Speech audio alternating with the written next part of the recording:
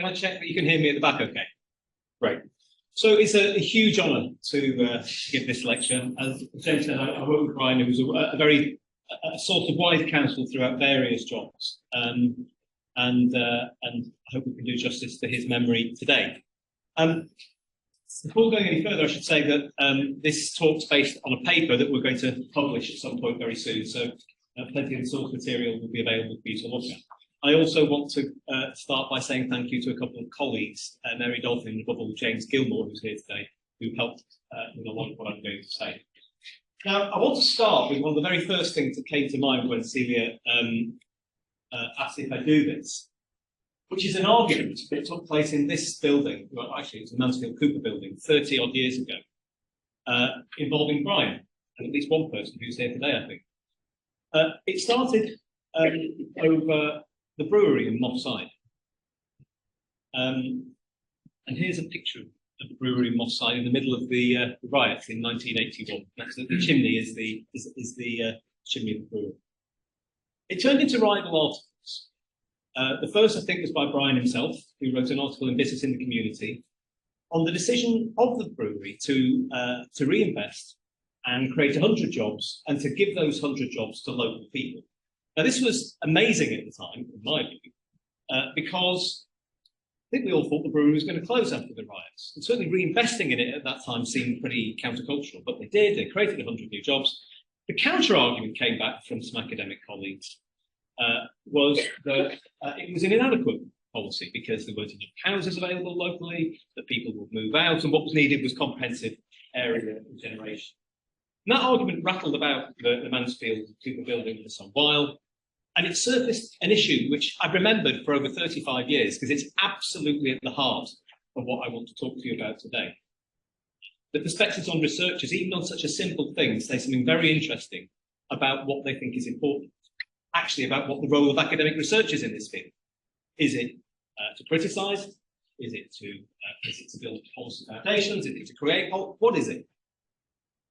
And at the heart of it, I think, is a question that, again, I'm going to come back to a few times today, which is, can the tradition of critical social science in particular become the best that is, in fact, the enemy of the good? But I'm in danger of getting ahead of myself. I want to start with the economy. Because Greater Manchester's economy doesn't exist in a vacuum. What matters for us all is that we're in a successful economy that's creating wealth. And that matters because in a democracy, it's very, very hard to take a part of the economic pie and take it off one group of people and give it to another group of people, because people generally vote against the cause of that, much as we might all want it to happen. Therefore, the way to have a progressive economy with redistribution is, as far as possible, to minimise that and to grow the size of the cake for distribution. Paul Krugman once famously said, productivity isn't everything, but in the long run, it's almost everything. And therein lies the first problem that I want to talk about today, number one. And that shows labour productivity in the head in the UK and other comparator nations from 1890 up to the present. You see Britain leading the world, the big dark blue line to the top, to the left, falling, rising again in the 50s and 60s, and then really falling away very sharply from the early 1970s onwards. And this is one of about 14 graphs I'm going to rattle through. If you want to come back to them in detail later, by all means do, so just bear with me. But it leads to the first thing, which is absolutely there for all to see. The UK has underperformed very badly internationally for decades, and that underperformance underpins all that follows. And I'll illustrate it even more starkly with this table. What this table shows is growth rates in the standard of living and productivity from 77 to 2019. And what that shows is that the productivity performance of the UK performance growing roughly 2.3% per year up to 1990, and again from 1990 to 2007, falls off absolutely catastrophically around the time of the Great Financial Crisis. Effectively, the economy stops growing. 0.21% is virtually no growth. To put it another way, someone did some analysis which showed that had we remained growing at 2% per year in the period since around 2007, every worker in Britain would have been about £5,000 a year better off. since. £5,000 per worker per year lost because of that fall in productivity. So to people for whom economics is not their meat and drink and who think it's perhaps not very interesting, I submit to you, you should think again. Because the failure of our economy to grow has made the task of purposeful redistribution of any kind, and very definitely of regional redistribution, a great deal more difficult. I'm going to go even further. What we have had is effectively an unplanned experiment in degrowth. Its consequences are not ones that I suspect anyone in this room would welcome for their families and their communities. So if our national performance comes as no surprise to people in the room, our regional performance perhaps will be more familiar. And the pattern of this graph is one that you've seen 1,000 times, I'm sure. What it shows is the standard planning regions, and the only thing to note about this in this whistle-stop tour is the top one, which is, of course, London. Regional GDA in London is some third higher than it is elsewhere in the country. And it's been on that trend at least since the 1990s. But something has changed in them.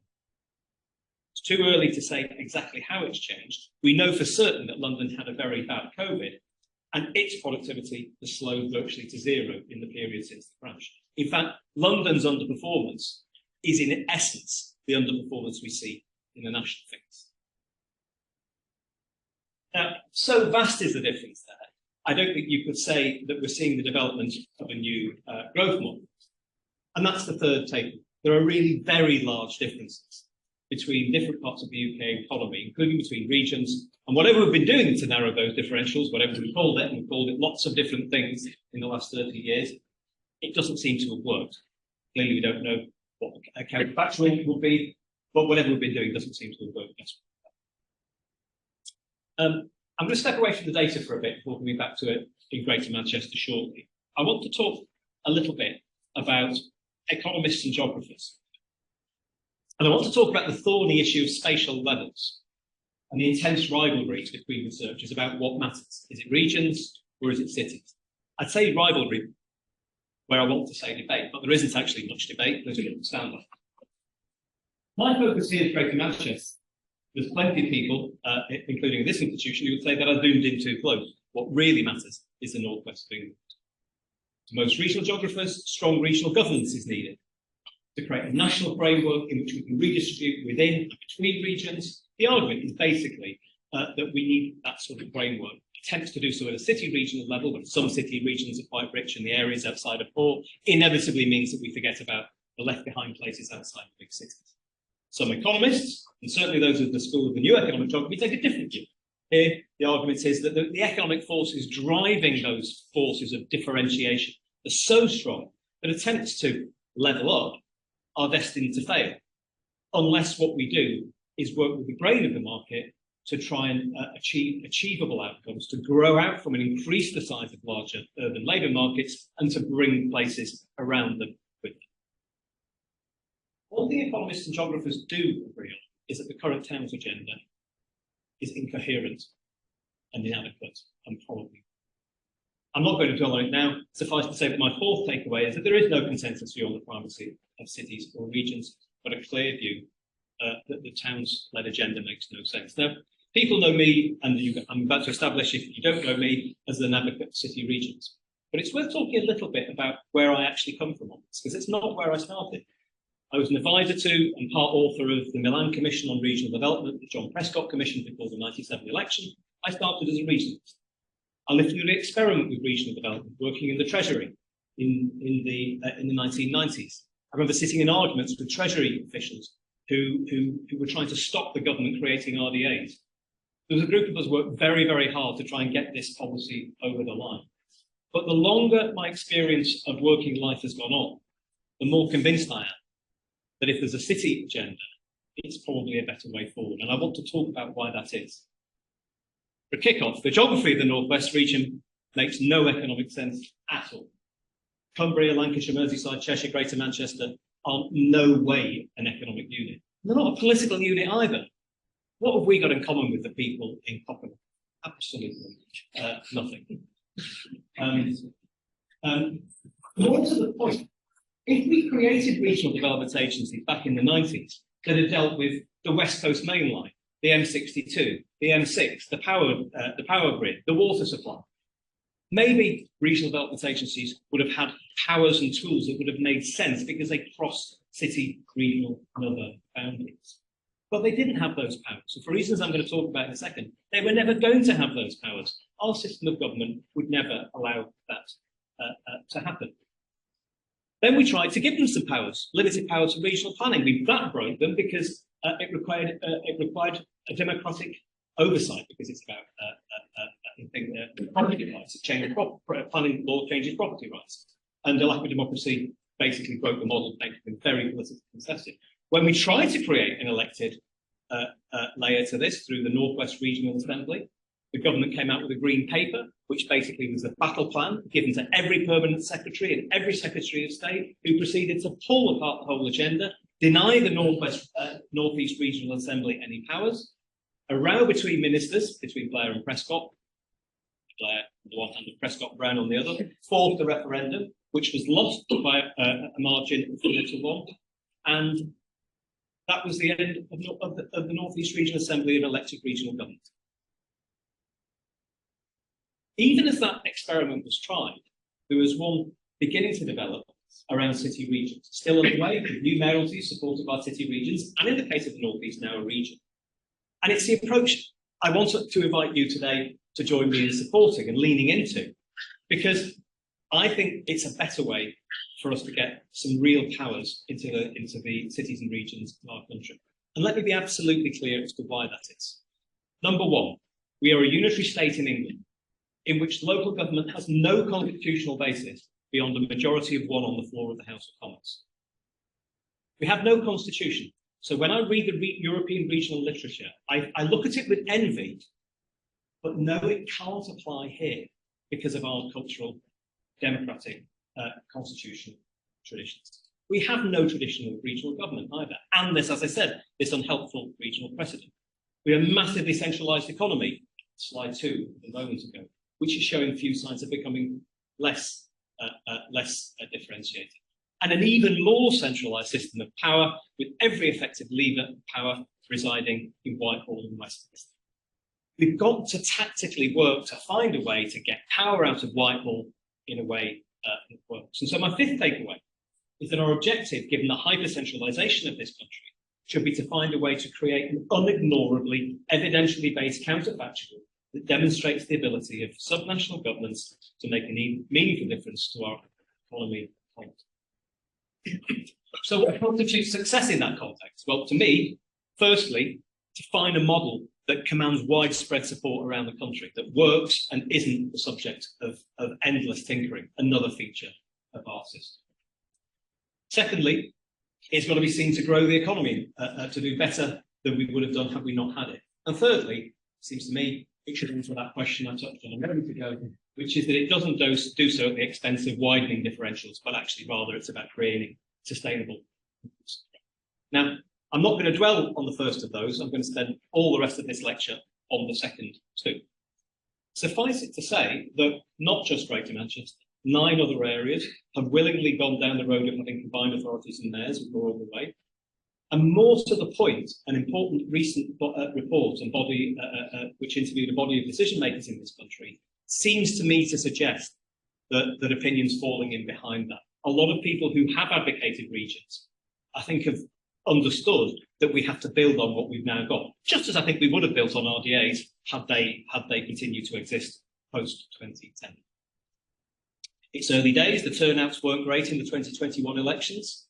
But what you saw during COVID and during the HS2 debacle at the Tory conference here earlier this year is the mayors stepping up, coming to the fore, becoming figureheads for their places. Of course, if they're to do their job long term, the mayors need powers. We're quite close to having a governing class with no powers and no money. That can't obtain forever. If they're going to be successful, they're going to be accountable. They need things to be accountable for, but they just don't have. So the rest of this lecture is about Greater Manchester's economy, how it's changed, where it goes next. And what I attempt to do, using research that James, Mary, Gillian and other colleagues of mine have done, is to provide some insights into what's going on. Is there any evidence that Greater Manchester's economy is delivering? And if so, is it doing so at the expense of widening inequalities? Now, we don't have productivity data on cities until the 2000s. So to paint the picture, I'm going to start with employment data, all we have going back into the 1950s, which is where I started. In 1959, manufacturing dominated Greater Manchester, employing over half of all men and women. 1959, over half of all men and women were employed in manufacturing. Like every city and region of the UK depends on the manufacturing and extractive industries of the 19th century, that changed very, very rapidly. Steady decline in employment through the 60s and 70s, intensifying in the 1980s, restructuring and changing everywhere around here, not least places like Moss Side. We lost in this city region half of all of our industrial jobs in the 30 years to 1991. 207,000 manufacturing jobs lost between 72 and 84 alone. And between 78 and 81, this city region lost 127 manufacturing jobs every working day. Knocked COVID into a cocked hat. The level of trauma that that created in this and so many other places like it is almost impossible to understand. The majority of those people who lost their jobs were men in full-time work. The service jobs created were overwhelmingly filled by women, mostly by part-time workers. I was never seen the study, but I'd love to do it, on what happened to income levels circulating around communities in Greater Manchester as that wage product fell off a cliff, sowing the seeds of everything Michael Marmot has written about in reviews of health and inequality ever since. But there's also evidence in the literature, actually done by two Manchester economists, Peter Lloyd and Peter Dickin, geographers, Peter Lloyd and Peter Dickin, who studied Liverpool and Manchester through the 70s and concluded in research they did that you could see the differences in the economies creating different foundations on which these different cities would rebound. The nature of the economy left Manchester with stronger roots in that it had a strong service base, a denser network of smaller indigenous firms, and that left it better placed to respond to the service-led growth that followed, and indeed to policy stimulus. While as an essentially monocentric city, which Liverpool is arguably less so, you can see the DNA of the Greater Manchester political model that I'm going to talk about. And so my sixth key takeaway is that the profound nature of deindustrialisation in this part of the world is something that needs to be borne firmly in mind when considering what happened next. I actually think if we thought more about what it is we've been through, we might just be a little gentler on ourselves about what's followed, because it's hard to underestimate how clobbered this place was. And you can see it in the population statistics.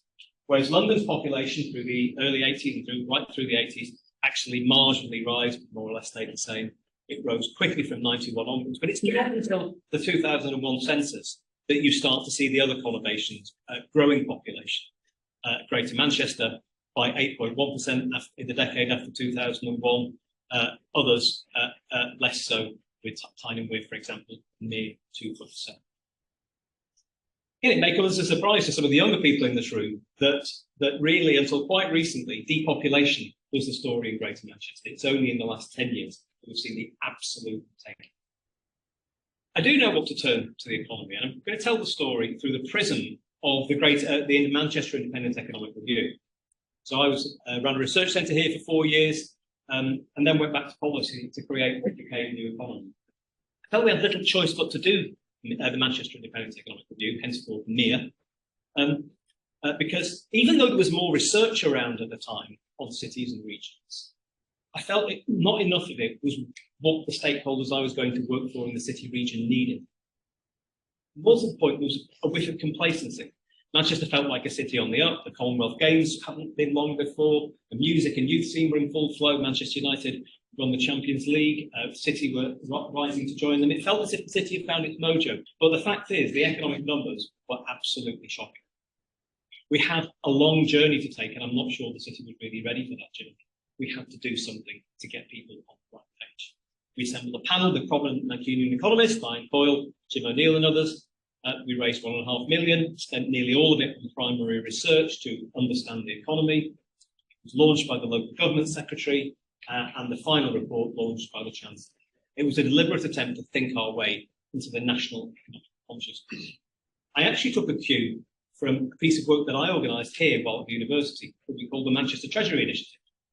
Supported by the then Executive Secretary, Ed Balls, funded by the university, we organised 2 events, part of the Sub-National Review of Economic Development, which is worth following up on. One here and one in London, to answer the question, what drives local growth? I came out of those events with a frame of reference, which is still what underpins everything I've done, underpins national policy, and it was very much the foundation. Mia's rationale was quite simple. How Manchester and Greater Manchester do for the broad north and west of this country what London has done for the south and east, shedding heat and light to the towns and cities around the conurbation.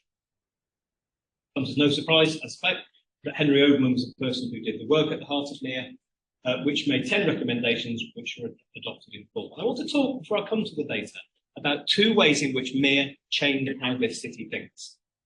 Firstly, during the process of doing the review, colleagues and I did meeting after meeting with local elected members, leaders and officers across Greater Manchester, explaining to them how economics works, what the choices they were facing are, how it mattered less which side of a boundary a factory or an office sat, and how it mattered more who worked in it and where they lived.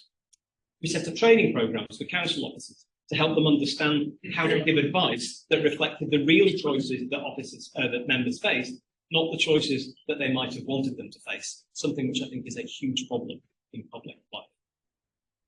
Politically, during the process, we changed, I think, the way local members thought as a result. I'm not saying that every leader in Greater Manchester was wholly enthusiastic about the idea that they were part of a single travel to work area, but they certainly assented to it, and they assented to the sorts of economic policies that followed. And that's the second way in which we changed how this city thinks. We developed a very distinctive approach, partly after the failure of the congestion charge. And those of you who've been around for a long time will remember that we had another referendum, this time on a congestion charge, which was lost, I think, by about 9-1, which led to the government taking away 2 billion of funding. So what do? You're a city region, you've got 3 billion odd of transport schemes, and someone's just taken away 2 billion of funding. Well, you could kill yourselves arguing about that as a city. You could certainly try and do it politically. Using the insights from MIA, some people in this room and I created a single assessment framework, which was used to prioritise the investments which would deliver the most economic benefit for the city region. And that thereby was born the Big Bang expansion of Metro. We did the same on enterprise zones. When enterprise zones were reintroduced, whatever you think about them, I don't think they're a terribly good idea. Very often they're put right next to the poorest bits of the city to try and generate employment. They're very often places that businesses won't go with the subsidies on offer, and they very often have no income. What we decided to do was to do the maths, to do the economics, to see where the enterprise zone would have the biggest impact. The answer, other than the city centre, which was never going to fly, was Manchester Airport. And that's why you see the warehouses around Manchester Airport and Airport City. We designated Manchester Airport as the enterprise zone, and then came up with an agreement to retain the business rates and to pool those business rates so that they would benefit the whole city region. The gainers compensating the losers. So the seventh takeaway, consciously, was to use this review to accelerate the process of recovery. It's clearly too soon to know if it worked, but 2 questions might reasonably be asked of it, and the same 2 that I talked about a moment ago. Has it delivered any growth? And has it done so at the cost of generating any inequality? So let's look at some data. This is the second and last chunk of data that I'm going to whistle.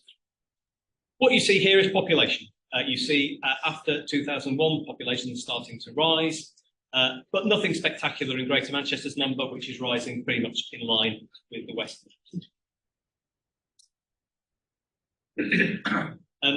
What you do see is something rather different on employment. This is census-based employment, looking at the comparison between 1981 and 2001, where again you start to see that thick yellow line of Greater Manchester pulling away a little. It's not spectacular, but what you see is actually increasing jobs density, with 44.6 jobs per 100 of population in Greater Manchester, and a widening gap with the West Midlands.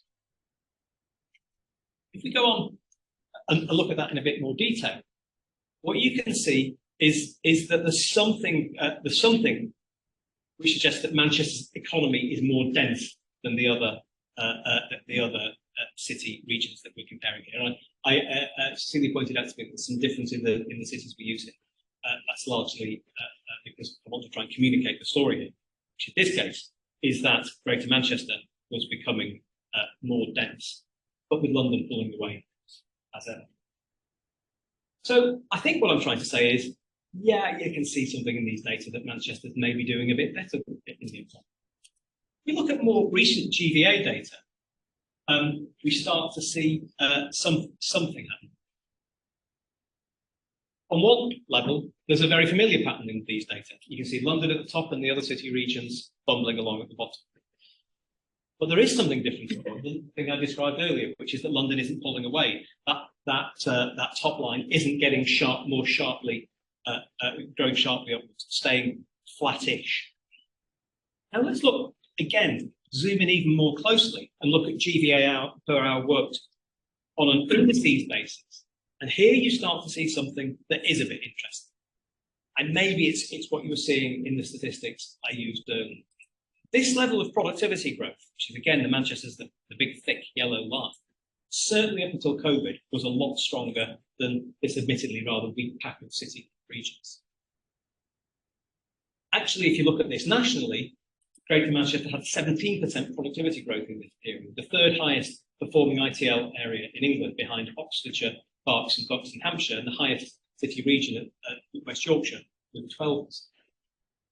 And again, if you dig deeper again, you can see something going on in financial and business services. All those jobs we lost in cotton and steel and manufacturing were tradable jobs. They were us making things and selling them to the world. So what's going on in tradable services, the new tradable part of the economy, is telling us something important. Left-hand side, you see the northwest and Yorkshire and Humberside trailing London and the southeast. On the right-hand side, you see London way ahead, but you see Manchester, Greater Manchester, starting to climb above the other city regions.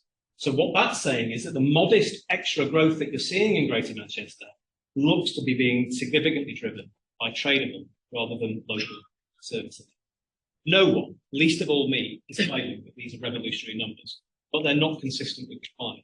They're actually consistent with something of a rebound in the economy. And in fact, more to the point, if by 2021, tradable services were 28.1% of Greater Manchester, up from 19.8 in 98, a period during which it becomes more trade intensive than Liverpool City region, which started with a comparable share and actually saw its share falling behind. So there's something going on in financial services. I want to go on for a second, to talk about transport. Big enough. The second question that I want to address today, so I've talked a little bit about whether the economy is growing. It's where it's growing. The argument I've heard many make is that all the investment that's gone into Manchester has benefited nothing but the city centre and the yuppies who live there. Well, what this chart does is to look at what's happened in productivity growth across Greater Manchester's quadrants. Manchester City is the grey, which is at the top, sort of there. You see Greater Manchester is the thick blob again. You see Greater Manchester Northwest is the one part of the city region that is lagging. Grown, but really fallen for bits of it and grown at the end. I posit this simply as a possible correlation. We can't imply causality. But what we can say is that the one bit of the city region where there has been no Metrolink investment is the one bit of it that's showing weaker performance. I'm going to come back. I'm going to come back to that point in a minute. Obviously, more research is needed on these things, but we know from previous studies which have looked at the impact of Metrolink on property prices along the lines. You can see that there has been a significant impact on property prices, suggestive of a causal link, which clearly such a matter as that cannot establish. One thing is absolutely clear. If the argument is that building Metrolink and building the towers and all the rest of it has just benefited the city centre or the city of Manchester, It's just not borne out by the data. You can see a very widespread pattern of growth around the city region. What do we see if we look at other city regions? Well, on the yellow, it's Greater Manchester, and you can see the pattern I've just described. You see Liverpool and all the other areas, lower levels of growth. Liverpool fell in the period, reasonably distributed growth. Wakefield fell in West Yorkshire, very strong growth in Calderdale and Kirklees, Bradford and Leeds doing pretty meekly, and a really random pattern across the West Midlands with the Richesborough, Solihull and Sandwell in the Black Country, both fall. Again, hard to stand up the argument that in a period when we had a city-led model that was purposefully trying to grow the travel to work area, that we had a less distributed model of growth in other areas. Arguably, I'd say it suggests to me that we had a rather more regionally distributed level. If we look at transport ridership and growth, we start to see, and this is very much the work of my colleague James Gilmore, we start to see something very, very interesting. We see at the top line the employment growth in the city of Manchester in the period from 2002 to 2001 to 2021. And what we see is if it had followed its pre-trend line sort of there would have been 78,300 fewer jobs in the city than actually were created. In the same period, we see the trend of Metrolink usage rising reasonably sharply as well, an extra 64,500 weekday Metrolink rides. The fact that those two lines both move more sharply upwards in the post-2011, post-Metrolink Big Bang period suggests, nothing more, suggests that something was going on at the heart of the conurbation that maybe we can see most strongly of all in the final chart I'm going to use for now, which is in the change in jobs by core local authority for the core cities in those regions. And there you see most starkly the number of jobs going through the roof in Manchester. I don't want to overestimate from this data. I'm implying nothing about causality, as much as I'd like there to be causality. I'm looking forward to working with some academics on getting under the skin of these data, because that's what I think we have to do. Suffice it to say that Manchester's model certainly seems to be associated with somewhat more positive impacts overall and across the city region. How much of that is due to its monocentricity, its industry mix, or the policy approach we have, we just don't know. If it's the latter, if it's the policy, and if other places were to try the same approach with similar observations, we could then start to postulate that just because cities are situated in deprived regions, it doesn't follow that you need a regional approach. Now, Manchester's approach, as I've said repeatedly, was led by expansion in the city centre. That's seen an explosion not just in the number of jobs, but in the number of homes as well, and led to questions, indeed the occasional forthright assertion about whether or not this had the impact of forcing out the people who lived there pre-development. A standard argument that Manchester's been gentrifying and kicking out poor people. The change underway is certainly transformational. There were less than 1,000 people living in the city centre by the late 1980s. By the time of the 2021 census, there was somewhere around 32,500 people living in the area, roughly inside the inner ring. Now, it can't be the case that growth in the city centre was forcing people out of the city centre because there wasn't anybody there to force out in the first place. I think that's a fairly unarguable point. The more interesting and important question is, of course, what happened in the areas where there's been growth, most of which are outside the immediate city centre. So what we did was to look at this issue and ask the question: what happened?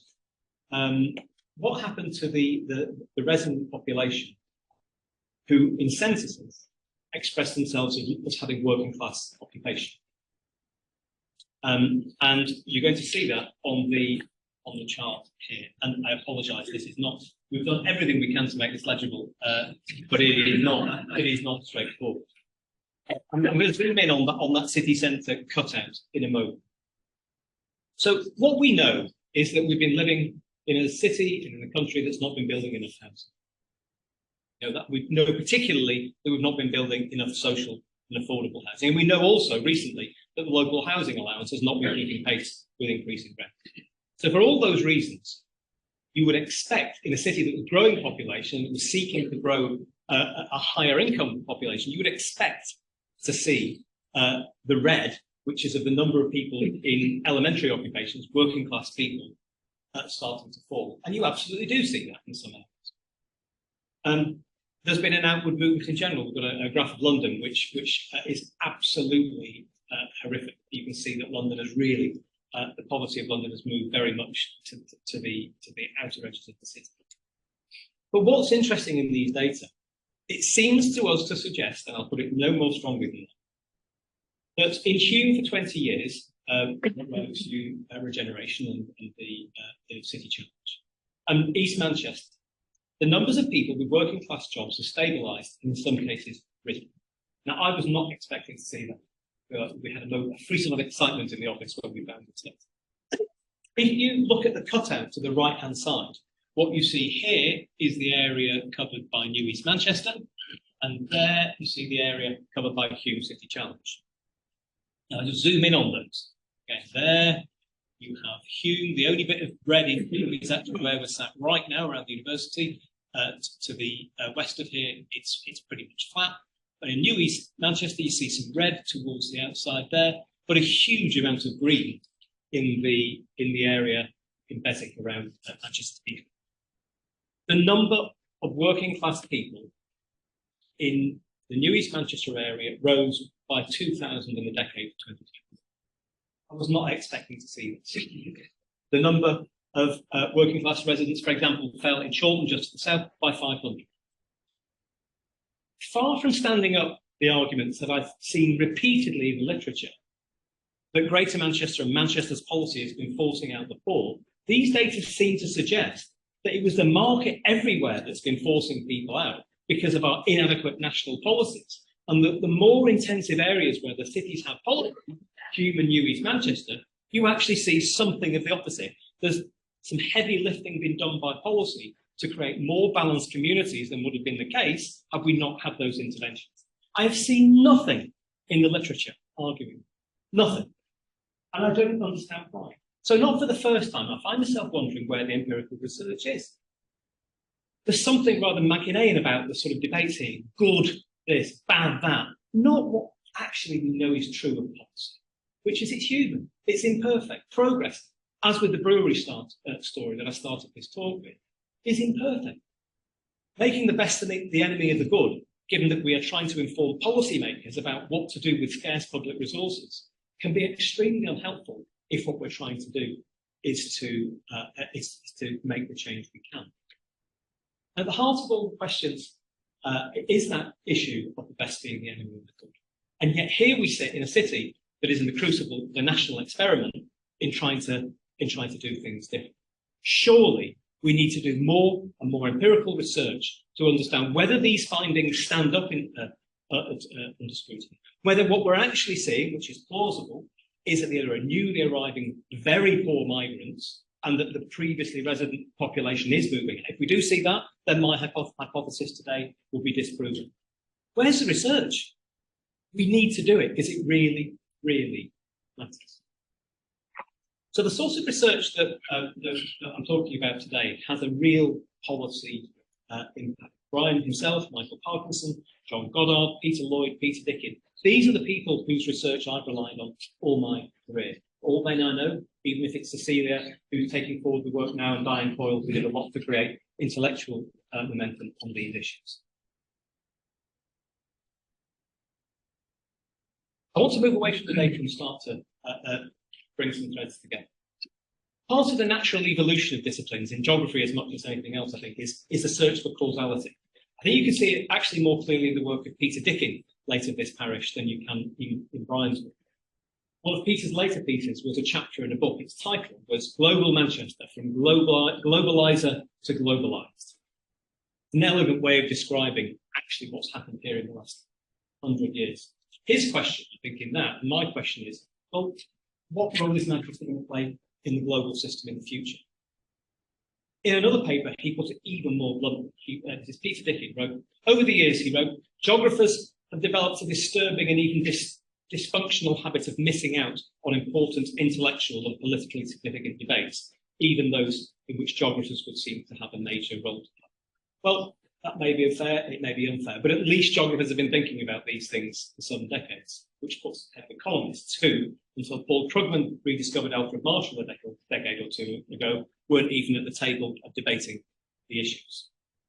But even now, it's impossible to be published in top economics journals on the subjects that I'm talking about today. So I want to talk, as I move towards a close, about what research does get done and where we go next. In it, you'll hear a plea for empiricism, for a different balance between critical and positivist research, and above all, for interdisciplinarity to be applied to the issues that I'm concerned with today. And that's my 10th key takeaway. But to raise our game, we need to understand better what we can learn from elsewhere in the world, dig deeper, broader into the trends and our understanding of them in this country and in this city. All this to enable us to make the difference we can in the policy we're involved. Now, I want to go back to the Greater Manchester experiment and actually to start with the city. It's far, far too easy to characterise what's gone on in this city in the last 30 years as boosterism, a charge I've seen repeatedly in article after article after article. The charge is that the entrepreneurial cities with short-term boosterist approaches have developed a market-led neoliberal path tendency that's reduced the scope of heterogeneity. But what if this most celebrated case study in the literature were found to reveal the precise opposite? What if Manchester's development was actually a really complex mix of geography, history, and purposeful statist planning? Some critics do grudgingly accept that possibility. Very few researchers approach this with the reverence I think it deserves. I have not found one single paper on the fact that Greater Manchester was the only one of the 1974 metropolitan counties to have the name of the city in it. I think that matters. I found virtually no commentary on the fact that Manchester and Salford decided to pool their urban policy funding in the 1970s to create GMEX in what's now Manchester Central. I've seen virtually nothing on the role of having a municipally owned airport that is the only full-service airport in the country outside of the southeast. And I have seen not one single reference to what's probably the most important document I've come across in the history of the city, the 1984 City Centre local plan. That plan, drafted in 1981 and 1982, set out the intention of the council of bringing back housing to the city. If anyone's interested, I have a copy of it here. It didn't just do that. It looked at the limitations of the public transport system, at the inability to get buses to penetrate into the city centre or to carry people from outside beyond about 5 miles. And in 1984, you see the argument for bringing back trams. And while the challenge of that era was about repurposing the stock of unused and underused office accommodation, the 1984 City Centre local plan set out the beginnings of the plan for the office boom of recent years. Now, I often say, and my colleagues hear me say this very often, that successful city building is about doing the right thing at scale for a very long time. And that London's takeoff can be traced back to the completion of the Victoria Line in 1968. Maybe what's true of London is to a degree true of Manchester as well. It's 40 years since that plan was written. 40 years. The city's overarching strategy hasn't really changed in the interim, other than to adapt to circumstances. The same political and economic leadership that developed it, people like Graham Stringer, Richard Leese, Howard Bernstein, one or two people in this room, many others as well, stuck the course and were dedicated to its implementation. If that isn't statist planning, I don't know what is. And no one writes about it. I don't understand why. This is the context in which we need to read the development of AGMA, the Greater Manchester Combined Authorities, the role of Midas, Marketing Manchester, New Economy. Along the way, Metrolink, Airport City, Media City, the Sharp Factory, the Graphene Institute, KEEP, the Royce Institute, Health Innovation Manchester, the Manchester International Festival, the very expensive Factory Institute, the Commonwealth Games, the reinvention of Manchester City, and so much else besides. Focus on the initiatives if you want and pick holes in them. But if they're all part of a plan, why not look at the plan itself? because the plan is there in black and white in the public lending library in Manchester Central, and it's what we've been doing for. So it just won't do to write off Manchester's approach as being the pursuit of sports and visitors as boosterism, to reduce the city's approach to being the entrepreneurial city, which is almost always a term of near abuse, given the clear plan and the huge range of initiatives that I've just been through, and there are many more. Let's go to the heart of the issue. East Manchester was once the heart of the industrial city, and for decades thereafter, it was a wasteland. Once again, the home of world-leading enterprise. As a Mancunian, though not as a Manchester United season ticket holder, it's a source of huge pride that what's there now is world-class again. World-class sport, world-class sports science, and not just football. Cycling, squash, and other sports as well, all available for Mancunians to use, along with the shopping facilities are there, right next to Greymare Lane, in Beswick, where people had nothing for decades. No one writes about East Manchester in that sort of way. And again, I don't understand why, even if there are political counter-arguments to be made. So my 11th key takeaway is that Manchester has been a unique, long-term, broad and deep experiment in placement. And my contention is that it's been caricatured in the literature and under-researched, even while policy of much less significance has taken up years and years of research. Now, our attempts at closing regional and local differentials have taken place against a period of fiscal retrenchment, low growth, and an ideological position on the part of all national governments that has been liberal most of the time, very often uber-liberal, in which the space for purposeful policy has been squeezed very, very hard indeed. If we're achieving anything in this circumstance, that feels to me to be something that's research-worthy, certainly notable. My creed occurring our firm is that it's time for policymakers and professionals to rethink our act. We've got to get serious about creating sustainable, inclusive growth. We've a lot to do. I want to offer a couple of quotes from a recent book that I enjoy very much by Abby Innes called Late Soviet Britain. Her book is a critique of the application of neoclassical economics to every aspect of modern British and political economic life. It's an intellectually coherent and credible analysis of neoliberalism. In her introduction, she argues as follows. What follows, she says, is an argument about the collapse of the empiricist political centre and its replacement by utopian radicalism. Specifically, this is the story of how the pioneering and socially progressive philosophy of liberalism is being discredited by utopian economics. That's a reference to the way this country's economics have run for the last 30 years. This, from her conclusions, relates to the environmental crisis, but seems to me to apply here too. Paradigm shift, she argues, that we need requires a renewed willingness by governments to test policies and development against historical precedents, known risks, observable social facts and moral values, but we must have something else, a willingness to advance immediate, radical solutions to the ecological catastrophe at our door. Amen to that. Utopian radicalism has its place, and the waste of human potential represented by the failure of cities like ours, measured in the human cost of shorter, ill or less fulfilled lives, isn't a global catastrophe, it's a local one, it's ours. And I think we all need to own it, as researchers, as policymakers, as a society. And that's my central argument today, that research too can be utopian in fields where evidence and empiricism, as well as theory and understanding of the art of the possible, have a role to play. There's a gap between policy and academia that I've been straddling one way or another all my life. Clearly, the freedom to think and write is fundamental to universities and societies. But the gap is too great. Reading and rereading the work of regional economists and economic geographers in preparation for this talk, the seeming rejection of the empirical aside in some quarters. Perhaps the most striking thing is how much the debate is essentially about cities and regions, at what level we should be organising our policy. So little is about what we should actually do now in this country, in this city. The argument I made earlier is that for pragmatic reasons, the city regions are a level at which we're probably likely to make progress. But it rumbles on, dividing opinion, giving undue power to the status quo in Whitehall and Westminster.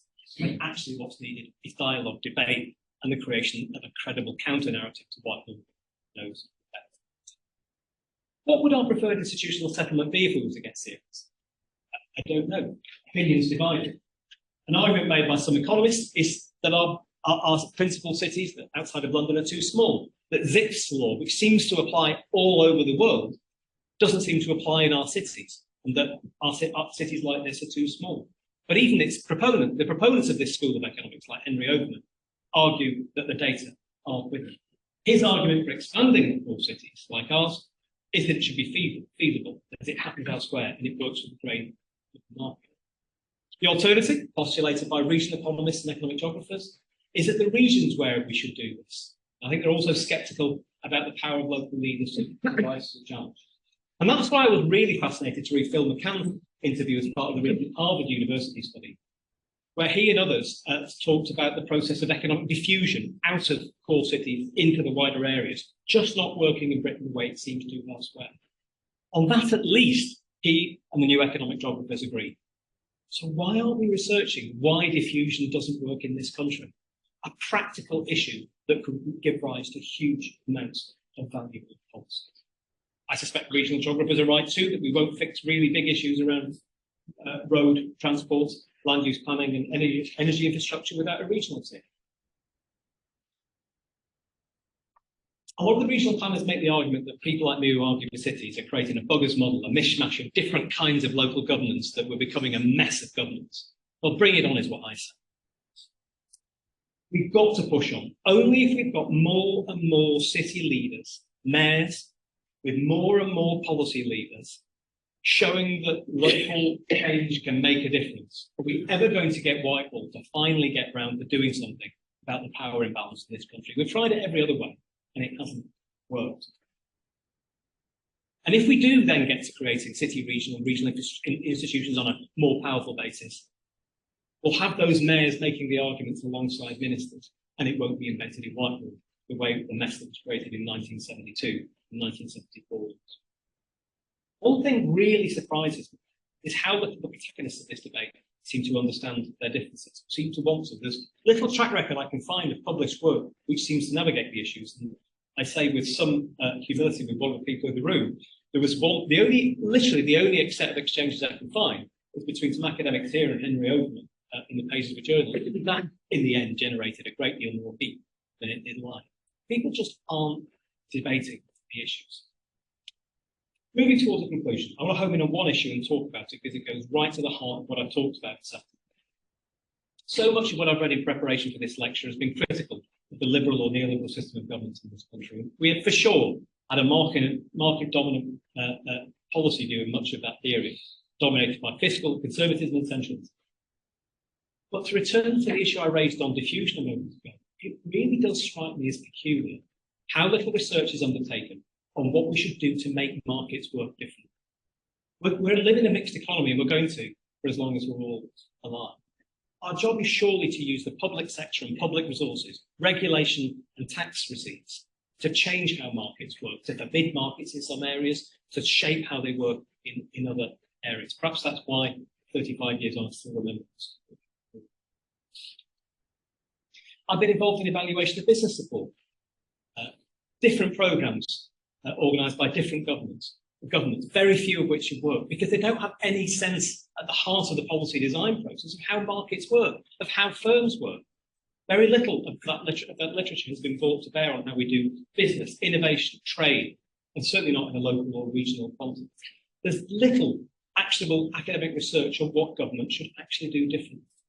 In any of these things, it's almost as if we all, academia included, have fallen into a laissez-faire trap of viewing markets and how firms work as being beyond the scope of research. How else to interpret the paucity of research on what businesses actually do? As a member of the research committee and now council of the ESRC, I've often been surprised at how few research projects come forward, actually involving going into research inside businesses to understand what they do, how they do it, or how they might benefit from doing things better. I think how much better off we'd be if we spent less time worrying about spatial levels and more time worrying about things like that. And I don't mean academics doing the work of policy. That would be a ludicrous argument that I wouldn't attempt to make. I'm merely saying that there's too big a gap between what academics do and what government needs. All the more so if we are going to step beyond this laissez-faire period and start to think about what government can do more purposefully. Because we have very little evidence to fall back on, and a lot of what people might want to do is countercultural. The Productivity Institute could have a huge role to play in this. I think if it's going to, and it's going to work on this issue here, it's probably going to have a warmer embrace of cities than I've seen so far. But that's for another one. My concerns about the policy academic gap are shared by the academic who gave the first of these lectures, Ron Martin, who's written compellingly on the challenges facing British economic geography. A crisis echoed in economics, as Diane Coyle has written about with great clarity. Our policy needs would be served by a more causally curious and at least somewhat more empirical body of UK economic geography research. In economics, since the efficacy of not every policy can be established by a randomised control trial, we need a wider suite of tools here too. The What Works Centre for Local Economic Growth, like the LSE, is known in some parts as the What Doesn't Work Centre, as that's its main conclusion. Even so, I and a lot of us rely on its work. But most importantly of all, I've wagered that too much that could be effective hasn't been tried yet, and if it has, it hasn't been evaluated by economists or geographers. I suspect that the answers to some of the big questions we're facing lie in the epistemological grey area between the great theories and their schools, as Abby Innes implores. If so, I think we need more empirical research on the issues that concern us. We should always be aware of the socially constructed nature of the markets we work in and the constraints that poses on the realm of the possible, as long as the boundaries of the state and the market are drawn where they are beyond our control. It's hard to go far in the field without my former co-author and the siren voice of Jamie Peck and others of a critical bent in this regard. But by the same token, a degree of humility about the role of the state in mixed economies versus neoclassical economics seems to be vital in framing effective policy choices for our policymakers. If, as I fear we are now, we continue to be bound too firmly by these intellectual roots, they incline us to believe that nothing can be done and we surrender our ability to do what we almost certainly could do to make a meaningful difference. And so my 12th and final takeaway is that the policy, for research to be actionable, it needs to be convertible into plausible policy propositions. We need trials, we need evaluation, all the more so if we want to understand how businesses work in order to develop more active, sustainable, inclusive policies for local and regional economies. For sure, hear me loud and clear, it is the job of public institutions to write the business case. But who creates the ideas for policy experimentation, or what we could do differently, given what's happened to the state and following it through 15 years of austerity? Academics, policy people, businesses, communities, we all have a role to play. And so in conclusion, I think there are plenty of reasons to be concerned about the UK's economic performance and that of the Northwest economy and Greater Manchester. I hope you agree that I've pointed to some interesting signs of progress. Economically, modestly, politically, perhaps more so in Greater Manchester, suggesting a possible acceleration of the possible. If this is the case, then the two questions which I've asked and sought to answer follow. Is this the basis of a new model of growth? We'll discuss. And if it does the Manchester model come at the expense of systematically excluding the poor? I'm sure we'll debate that too. The evidence I've set out here suggests that within the constraints of a small state model, low levels of capital spending, no written constitution, emerging regional infrastructure, the fact that something's happening is remarkable. If anything is happening with those material differentials in that context, it's surely surprising and warrants further research. To absolutely finish, I want to talk about what we might do next. New Economy, the organisation I created, some people in this room worked for a while, was the knowledge engine of the city region for a decade and come up with lots of the ideas that are now core policy. It is rightly now serving the combined authority as the in-house research team. It's no longer independent and as a knowledge hub, and I don't think it's generating new ideas like we used to. Brian's contributions, Celia's, others through CUPS and for time IPEG have been important. But where's our equivalent in Cambridge's Centre for Business Research, the work of Andy Koch? It provides an unfailing source of evidence for that city region that it uses ruthlessly in arguments with government. We don't have anything like it. Metrodynamics does our bit, others too. The Productivity Institute has a bigger role to play, as indeed does the spatial policy and analysis laboratory. But there's a gap. I think the question for this city and for this university, whether it wants to fill that gap. Do we want to continue with the process of radical experimentation that we've been trying for all these 40 years? That's characterised our development for so long? Or do we wish to bank that progress and fall in with a lot of mayors and city regions that are now popping up all around the country? The Manchester way I know is to refuse to make the choice. What got this city where it is today is doing both.